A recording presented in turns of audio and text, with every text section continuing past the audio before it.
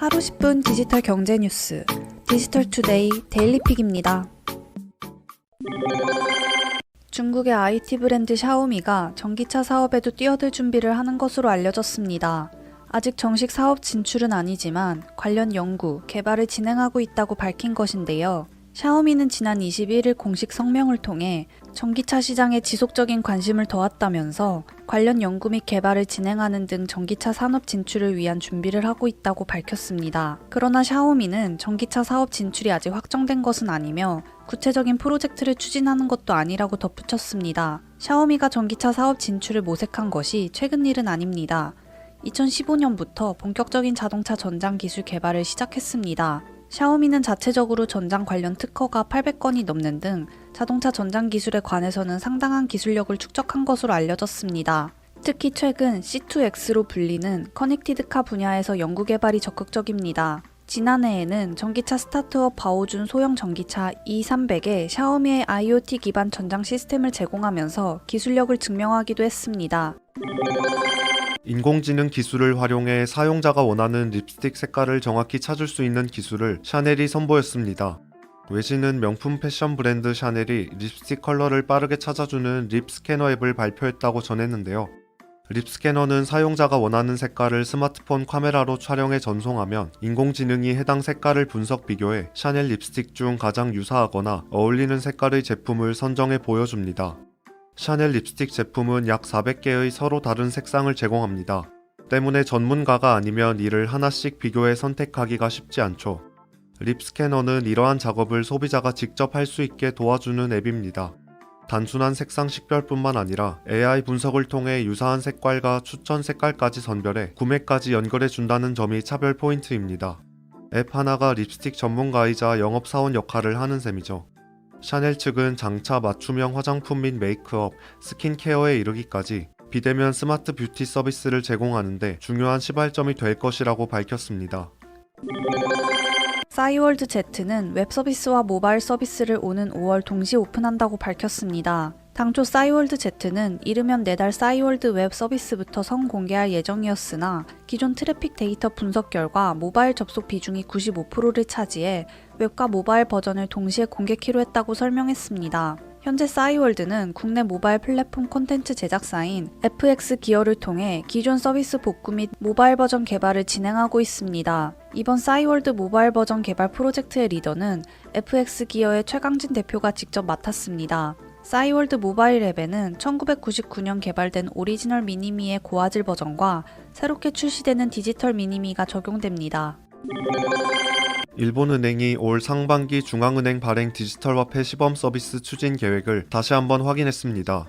연기하거나 일정 변경 없이 당초 계획대로 추진한다는 방침입니다.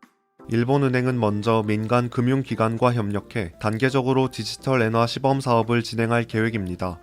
첫 단계는 디지털 엔화 발행 및 배포 기록을 분산 원장에 기록하는 방식을 통해 실제적인 운용 실증에 나섭니다.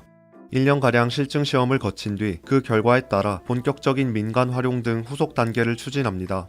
일본은행은 디지털 엔화 발행 목표를 현금과 동일한 기능 확보로 잡았습니다. 누구나 언제 어디서나 안심하고 사용할 수 있는 지불 수단을 만든다는 것이 목표입니다. 때문에 스마트폰에 익숙하지 못한 고령층을 고려하여 별도의 전용 단말기 제공도 검토하고 있습니다. 정부는 2022년부터 비트코인 등 가상자산을 양도하거나 대여해 발생한 소득을 기타 소득으로 분류해 20%의 세율로 분리과세합니다. 기본 공제 금액은 250만 원입니다. 내년에 비트코인으로 1000만 원 차익을 본 사람은 수익에서 250만 원을 뺀 나머지 750만 원의 20%인 150만 원을 세금으로 납부해야 합니다. 다만 현재 보유한 가상자산의 경우 과세 시행 이전 가격 상승분에 대해서는 세금을 매기지 않습니다. 국내 거주자의 경우 매년 5월에 직전 1년치 투자 소득을 직접 신고하고 세금을 납부해야 합니다. 이 밖에 가상자산을 팔지 않고 상속하거나 증여할 때도 역시 세금이 매겨집니다. 과세 대상 자산 가격은 상속, 증여일 전후 1개월간 일평균 가격의 평균액으로 계산합니다. 버거킹이 식물성 패티를 사용한 신제품 플랜트 와퍼 2종을 새롭게 출시합니다. 한국에서는 처음 선보이는 대체육 메뉴인 플랜트 와퍼는 버거킹의 시그니처 메뉴 와퍼를 식물성 패티로 즐길 수 있습니다. 버거킹이 호주의 식물성 대체육 기업 V2푸드와 함께 개발한 패티는 콩 단백질이 주 원료로 콜레스테롤과 인공향료 및 보존제가 전혀 없는 식물성 패티입니다. 고기를 사용하지 않고 와퍼 특유의 불맛을 그대로 구현한 것이 특징입니다. 버거킹은 플랜트 와퍼와 함께 진하고 스모키한 바비큐 소스를 더한 플랜트 바비큐 와퍼를 선보입니다. 플랜트 와퍼와 플랜트 바비큐 와퍼 모두 단품 5,900원, 세트 7,900원이며 일부 매장을 제외한 전국 버거킹 매장에서 만나볼 수 있습니다. 최근 미국과 한국의 장기 국채 금리가 오르면서 인플레이션으로 부르는 물가 상승 우려가 고개를 들고 있습니다. 특히 미국의 경우 바이든 정부의 1조 9천억 달러 규모의 경기 부양책 추진에 따라 인플레이션 기대가 꽤 커진 상태입니다. 한국 금리의 경우 기본적으로 미국 금리 동향에 영향을 받는 데다 미국과 마찬가지로 백신 접종, 추경 등을 통한 경기 개선, 부양 기대 등도 최근 오름세에 어느 정도 반영됐습니다. 전문가들은 아직 실물 경기의 인플레이션 압력이 실제로 크다고 보기 어렵다는 견해가 우세합니다. 다만 경기 개선 추세, 유가, 원자재, 곡물 가격 상승, 추가 경정 예산 관련 국채 발행 증가 등을 고려할 때 물가와 시장 금리의 오름세가 장기적으로 이어질 가능성은 있다는 분석입니다. 지속적으로 금리 상승은 유동성을 흡수하고 주식의 상대적 이익률을 떨어뜨리는 만큼 증시가 받을 부정적 영향은 불가피할 전망입니다. 한국은행은 앞서 지난해 11월 올해와 내년 소비자 물가 상승률 전망치를 각 1.0%, 1.5%로 제시했으나 오는 25일 내놓는 경제 전망에서 이를 수정할 가능성도 있습니다. 행복한 하루 디지털투데이였습니다.